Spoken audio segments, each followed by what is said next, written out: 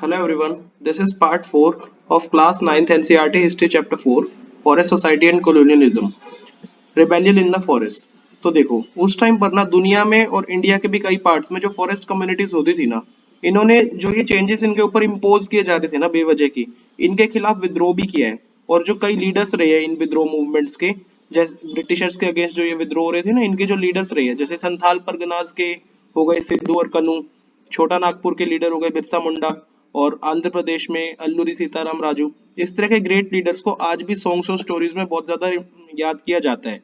अब हम डिटेल में देखने वाले हैं एक ऐसी रेबिलियन जो कि बस्तर के किंगडम में 1910 में हुई थी, द पीपल ऑफ बस्तर। तो देखो बस्तर ना छत्तीसगढ़ के साउदर्न मोस्ट पार्ट में लोकेटेड है, और ये आंध्र प्रदेश, उड़ीसा और महाराष्ट्र इनको बॉर्डर करता है, मतलब इनको भी टच करता है। और बस्तर का जो सेंट्रल पार्ट है ना वो एक प्लेट्यू पे है, और इस प्लेट्यू के नॉर्थ में छत्तीसगढ़ प्लेन्स है और साउथ में क्या है, गोदावरी प्लेन। और रिवर इंद्रावती बस्तर के ईस्ट से वेस्ट की दिशा में बहती है। और अलग अलग कम्युनिटीज जो है ना वो बस्तर में रहती है, जैसे कि मारिया या मुरिया गोंड्स हो गए, दूरवास, भातराज और हल्बस। ये अलग अलग लैंग्वेजेस बोलते हैं, लेकिन कुछ कॉमन कस्टम्स और बिलीफ्स ना ये शेयर करते हैं, मतलब एक सी प्रथाएं एक सी मान्यताएं इनके बीच में है। और जो बस्तर के लोग है ना, वो मानते हैं कि हर एक विलेज जो है ना बस्तर के किंगडम में, उसका लैंड उसको अर्थ ने दिया हुआ है। मदर नेचर जो है अर्थ ने दिया हुआ है, और रिटर्न में वो क्या करते हैं, रिटर्न में वो अपने अपने विलेज में जो अर्थ है ना उसको उसका ध्यान रखते हैं। एग्रीकल्चरल फेस्टिवल्स बनाकर कुछ ऑफरिंग्स उनको देते हैं। और साथ ही साथ देखो, वो जो रिवर की स्पिरिट्स हो गई, जैसे कुछ स्पिरिट्स होती है ना आत्माएं, रिवर की स्पिरिट्स को, फॉरेस्ट और माउंटेन की स्पिरिट्स को भी रिस्पेक्ट शो करते हैं अपनी। अब देखो क्योंकि हर एक विलेज जो है उसको पता है कि उसकी बाउंड्रीज कहाँ तक है, तो जो लोकल पीपल होते हैं ना उधर के, तो वो उस बाउंड्री के अंदर की नेचुरल रिसोर्सेज का भी पूरा ध्यान रखते हैं। अगर देखो एक विलेज में से कोई व्यक्ति दूसरे विलेज में से जाकर, दूसरे विलेज के फॉरेस्ट में से जाकर वुड लेना चाहता है, तो उनको एक स्मॉल फी, जिसको देवसरी दंड या मन कहते हैं, वो एक्सचेंज में देनी पड़ती है। अब जो कुछ विलेजेस है ना, ये अपने फॉरेस्ट को वॉचमैन रखकर भी प्रोटेक्ट करते हैं, और हर एक हाउस होल्ड जो है वो कुछ ग्रेन्स वगैरह देकर कंट्रीब्यूट करके पे करते हैं इन वॉचमैन को। और हर साल देखो एक बिग एनुअल हंट ऑर्गेनाइज किया जाता है, जहाँ पर हेडमैन जो होता है ना एक परगना का, वो मिलता है लोगों के साथ, और कुछ जो इश्यूज होते हैं फॉरेस्ट के इश्यूज हो गए उनको डिस्कस किया जाता है। अब लोगों के फियर्स क्या थे, देखो द फियर्स ऑफ पीपल। जब कॉलोनियल गवर्नमेंट ने ना ये प्रपोज किया कि वो फॉरेस्ट का 2/3 जो लैंड मास है उसको रिजर्व कर देंगे 1905 में, शिफ्टिंग कल्टीवेशन को रोक देंगे, हंटिंग और फॉरेस्ट प्रोड्यूस को कलेक्ट करना बंद करवा देंगे, तो बस्तर के लोग जो थे ना ये चिंतित थे। कुछ जो विलेजेस जो थे ना, इनको तो अलाउ कर दिया था कि आप रिजर्व फॉरेस्ट में रह लो, लेकिन कंडीशन क्या थी कि उनको फॉरेस्ट डिपार्टमेंट जो कटिंग या ट्रांसपोर्ट करता है ना ट्रीज को, इसके लिए फ्री में काम करना पड़ेगा, और साथ ही साथ फॉरेस्ट फायर्स जो होती है उससे प्रोटेक्ट करना पड़ेगा फॉरेस्ट को। तो इस तरह की कंडीशंस लग दी थी, इन विलेजेस को फॉरेस्ट विलेजेस कहने लग गए थे। और जो दूसरे तरह के विलेजेस होते थे ना, उसके जो लोग थे, इनको डिस्प्लेस कर दिया गया था, ना कोई नोटिस दिया ना कोई कंपनसेशन दिया, सीधा डिस्प्लेस कर दिया गया। तो विलेजर्स जो, ये लैंड रेंट्स भी बढ़ते जा रहे थे, ये भी बढ़ रहे थे, और फ्री लेबर की डिमांड और फ्री सामान की डिमांड जो कॉलोनियल ऑफिशियल्स करते थे, इससे बहुत ज्यादा तंग होते जाते थे। और फिर देखो एक भयंकर फेमाइन्स जो हुई 1899 से 1900 की, और फिर से हो गई देखो 1907 से 1908 में।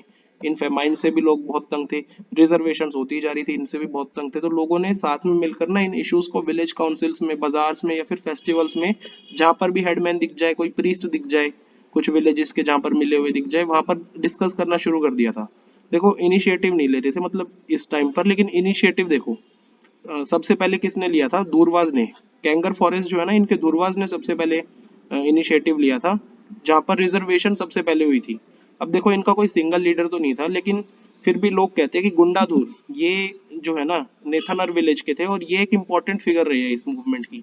1910 में देखो क्या होने लग गया था, कुछ मैसेजेस ना अलग अलग विलेज के लोगों को ब्रिटिश के अगेंस्ट रिबेल करने के लिए बुलाने के लिए इस तरह से सर्कुलेट करते थे। किस तरह से, आम की टहनियाँ, थोड़ी सी मिट्टी, चिलीज या एरोज विलेजेस में सर्कुलेट होने लग गई थी। ये मैसेज का ही फॉर्म होते थे कि आप आ जाओ, ब्रिटिश के अगेंस्ट रिबेल करना है। तो हर एक विलेज ना कुछ कुछ जो भी रेबेलियन का एक्सपेंस आता था उसमें कंट्रीब्यूट करता था। बाजार जो होते थे ना उनको लूटा गया, जो ऑफिशियल्स और ट्रेडर्स थे उनके घरों को घरों को भी लूटा गया, स्कूल्स, पुलिस स्टेशन इनको भी जलाकर रॉब कर लिया गया, और ग्रेन्स जो होते थे उनको रीडिस्ट्रीब्यूट कर दिया। अब ये जो देखो इन लोगों को किया था, अटैक भी, तो ये किसी ना किसी तरह से ना कॉलोनियल स्टेट से और उसके ऑप्रेसिव लॉज, जो लोगों को दबाने वाले लॉज थे ना, उससे एफिलिएटेड थे, जुड़े हुए थे। और विलियम वार्ड, ये एक मिशनरी थे जिन्होंने ये इवेंट्स को ऑब्जर्व किया। तो वो लिखते हैं कि जगदलपुर में police, merchant, forest peon, school master, immigrants हर दिशा से आने लग गए थे। रिबेलियन इतनी हो गई थी। तो ब्रिटिशर्स ने देखो इस रिबेलियन को रोकने के लिए कुछ ट्रूप्स भी भेजे। आदिवासी लीडर्स ने ट्राई किया नेगोशिएट करने के लिए ब्रिटिश के साथ, लेकिन ब्रिटिश ने उनके कैंप्स को घेर लिया और उन पर फायर कर दिया। और फिर देखो ब्रिटिशर्स ने क्या किया। ब्रिटिशर्स ने हर एक गांव जा जाकर कोड़े मारे, पनिश किया उन लोगों को जो भी इस रिबेलियन में पार्ट ले रहे थे, इस विद्रोह में पार्ट ले रहे थे।